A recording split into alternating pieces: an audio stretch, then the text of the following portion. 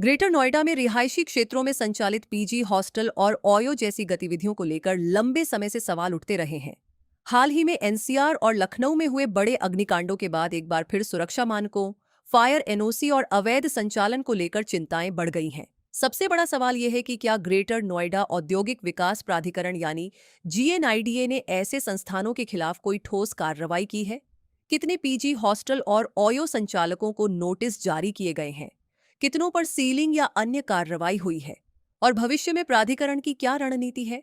इन्हीं तमाम सवालों के जवाब जानने के लिए हमारी संवाददाता अनन्या ठाकुर बात करेंगी जीएनआईडीए के जीएम सिविल ए के सिंह से। सर, जैसे कि 7 महीने से लगातार जो यहाँ पे अवैध पीजी, हॉस्टल्स और ओयो चल रहे हैं, उसके लिए जैसे पिछले 7 महीने से मैं इस पे रिपोर्टिंग भी कर रही हूँ। कई बार अथॉरिटी से मैंने इस पे बात भी की है। और जैसे कि लास्ट अभी सीओ साहब ने बोला भी था कि जितने भी पीजी जो बड़े लेवल पे चल रहे हैं, जो वाकई में सामने से भी दिखते हैं कि अवैध तरीके से चलाए जा रहे हैं, उन पे कार्रवाई होगी, बाकी में धीरे धीरे होगी। तो आज की मौजूदा स्थिति क्या है? जैसे आपने बीच में देखा भी कि मालवीय नगर वाला केस हो या फिर नोएडा का कल का ही केस हो, ये चीजें ऐसी हैं कि ये अचानक नहीं हुई है, कहीं ना कहीं पहले से इन पे लापरवाही की गई है। उसको देखते हुए ग्रेटर नोएडा अभी इस पे क्या कर रहा है, और अगर कर रहा है तो कितने दिनों में कार्रवाई देखने को मिलेगी? देखिए, आप तो पहले से ही वाकिफ है कि पीजी का जब आपने उठाया था प्रकरण, आप लोगों ने उठाया था, आप ही ने उठाया था जी सर। तो उसको संज्ञान में लेते हुए सीओ साहब ने संज्ञान में लिया था गंभीरता से, और 100 कुछ लोगों के खिलाफ, लगभग 150 के खिलाफ हमने नोटिस जारी किया था। जो बीएनबी चला रहे हैं या 1-2 गेस्ट रखे हैं या 10 हॉस्टल या हॉस्टल चला रहे हैं, उनके खिलाफ हमने नोटिस जारी किया था। नोटिस में 2-3 बार 3 बार नोटिस कम से कम देने का है कि 3 बार आप नोटिस दीजिए उनको। तो उस प्रावधान के तहत हमने नोटिस दिया कि आप इसे बंद कर दें, अपने मूल उपयोग में रखें इस लैंड को। लेकिन कुछ कभी कभी करते हैं, जब हम जाते हैं तो दिखाने के लिए बंद कर लेते हैं, उसके बाद खोल देते हैं। तो अब की बार फोटोग्राफी करा करके हम कार्रवाई करने ही चल रहे थे कि तब तक वो लखनऊ वाला कांड हो गया, अलीगंज वाला कांड हो गया। और उसको ध्यान में रखते हुए डीएम महोदया ने 24 तारीख को एक आदेश जारी किया, एक टीम गठित कर दी अपनी 6 लोगों की, और उसमें हम लोगों से अपेक्षा की गई थी कि हम एक अपना अधिकारी उनके साथ लगा दें। तो इस बीच में उस आदेश के क्रम में हमने भी 25 जून को एक आदेश किया और एक टीम लगा दी अपने साथ भी, कि जो उनके साथ सील करने की जांच कार्रवाई करेगा। जब हम लोग गए थे चिन्हांकन करने तो फायर के साथ, तो फायर वालों ने भी देखा, सबने देखा, और उसके बाद शाम को हम लोगों ने मीटिंग कराई कि हम लोगों ने इतने चिन्हित किए हैं सील करने के लिए। मीटिंग जब हुई तो मीटिंग में ये हुआ कि ठीक है, इनको एक टाइम दे दिया जाए कि 15 दिन का, कि इनको ये 15 दिन में ठीक कर लेते हैं तो ठीक, नहीं तो इन्हें सील कर दिया जाए। चलिए, उसके बाद हो गया तो हम लोगों ने फिर एक आदेश जारी किया पिछले शनिवार को कि आप अभी जा करके देखो कि जो लोग कह रहे थे कि हम काम करेंगे, इसमें करने व्यवस्थाएं देंगे, अपने मूल रूप में आएंगे, तो क्या वो हुआ कि नहीं हुआ। तो जब हमारी टीम गई तो वहाँ के कुछ लोग, स्वयंभू नेता या किसान नेता जिनका कुछ इसमें इन्वॉल्वमेंट नहीं है, कोई एक नेता बनते हैं अपने आप को, नवीन भाटी जी, इसमें किसान यूनियन भगत सिंह की क्या जरूरत थी। चलिए खैर, आगे कोई बात नहीं, हम तो सुनने के लिए बैठे ही सबको। RWA अल्फा 2 के लोग आ गए और उन्होंने एक हमें ज्ञापन दिया कि साहब हम तो ये करते हैं, किराए पे चला रहे हैं, ये कर सकते हैं, वो कर सकते हैं, हम तो लड़कों का ध्यान रखते हैं, ऐसे करते हैं। और इसमें उन लोगों ने कुल, लेकिन सर जैसे RWA इसमें आया, और ये जैसे किसान यूनियन की आप बात करें तो शिकायतें तो कई बार RWA की तरफ से भी आई हैं। मेरी बात सुनो ना जी।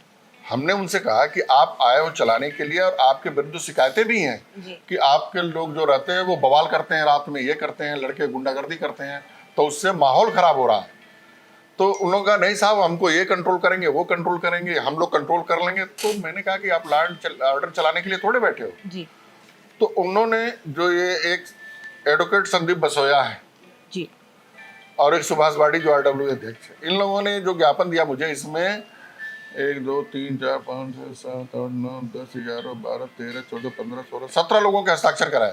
17 लोगों के कहे कि हम लोग करेंगे और हम लोग इस तरह रहेंगे, और मतलब हमारे विरोध में कि हम नियम विरुद्ध जो काम कर रहे हैं वो ठीक है साहब, और हम छात्रों की सुविधा देना चाहते हैं और छात्रों को और लोग सुविधा नहीं दे पा रहे। मेरा ये कहना था कि ठीक है, आप इसके लिए नहीं बैठे हो, इसके लिए तो प्राधिकरण बैठा है, या जो पढ़ने आ रहा है, जो कॉलेज खोल रहा है वो बैठा है, आपको इसकी चिंता करने की जरूरत नहीं है। और आपको जो प्राधिकरण ने मकान दिया है वो आपके रेजिडेंस के लिए दिया है। पता चले कि हमारे पास अगर जो 100 मकान है, 100 मकान में से हमने जब निकाले तो 1 लाख हम लोग आते हैं। 1 लाख के बीच में आपको लॉटरी से इसलिए दिया गया कि आपको रहने के लिए जगह मिलेगी, ये नहीं कि आपको हम किराएदारी के लिए दे रहे हैं, आपको रहने के लिए दिया गया। सिर्फ लिखा गया कि रेजिडेंशियल सिर्फ यूज में होगा, मकान और किसी यूज में नहीं होगा। मैंने फिर उनको कहा कि ठीक है आप जाइए, मैं आपको जवाब देता हूँ। अब मैंने जवाब उनको दे दिया कि आपका जो ज्ञापन था वो नियम विरुद्ध था और आप टोटल इसके इन नियमों के तहत जो भी नियम हमारे बायलॉज में आपको दिए गए हैं, शुद्ध रूप से रेजिडेंशियल, और कोई भी आपके मकान से न्यूसेंस होता है, पड़ोसी को होता है, तो आपके विरुद्ध कार्रवाई कर दी जाएगी। दोनों पर प्रतिबंध है। तो हमने ये नोटिस जारी कर दी है। वैसे भी कल उनका टाइम पूरा हो रहा है, कल से हमारी फिर टीम लगी चली जाएगी और कार्रवाई करेगी उनके खिलाफ। अब फिलहाल तो इन 17 लोगों के खिलाफ तो मैं लिख ही रहा हूँ कि ये लोग तो जानबूझ करके बच्चों के साथ खिलवाड़ कर रहे हैं, उनके जीवन के साथ खिलवाड़ कर रहे हैं। गलत खाना, गलत रहायश, गलत व्यवस्था, और उसके बाद कोई मिसहैपनिंग हो जाए तो ये हमने चलने कैसे दिया, तब इनको कोई नहीं देखेगा कि इन्होंने कितना विरोध किया हमारे रोकने का।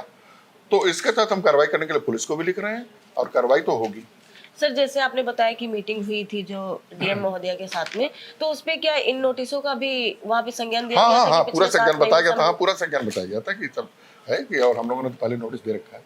तो जैसे सुधार की बात कर रहे हैं कि आप उनको 15 दिन का जो नोटिस दिया गया, 15 दिन में सुधार का मतलब 2 चीजें थी। या तो आप अपना पीजी हटा लो, जी। पीजी चला रहे हो, या पीजी के नाम पे यदि पीजी लायक हो तो पीजी में रजिस्ट्रेशन में जाओ आप, और रजिस्ट्रेशन होने लायक होगा नहीं तो खाली करो आप। तो उनका कहना था हम तो पीजी लायक सारे मानक पूरे करते हैं, तो चलो आप रजिस्टर्ड कराओ। तो नक्शा पास ही नहीं तो रजिस्टर्ड कहाँ से होगा वो? तो फायर की एनओसी लानी है, फायर की एनओसी लाओ आप, तो फायर की एनओसी भी नहीं उनके पास है, नहीं मिल सकती है उनको। लेकिन अब क्या ऐसा कोई नियम भी है क्या? जैसे मैंने आपको कुछ फोटोज वीडियोस भी दिखाए हैं कि जिसपे 4 फ्लोर 5 फ्लोर का बना हुआ है और 60 से 65 कमरे बने हुए हैं, तो क्या ये वैध है कि अपना कतई नहीं, लैंड यूज चेंज करवा के उसमें कर सकते हैं? नहीं, किसी तरीके से वैध नहीं है। यही तो कहा गया है कि आप अपने मूल रूप में आ जाओ, और नहीं तो हम कार्रवाई करेंगे आपके खिलाफ। 15 दिन का टाइम सिर्फ इसलिए दिया गया था, अब 17 तारीख को 15 दिन पूरा हो जाएगा। जी, बहुत बहुत धन्यवाद आपका।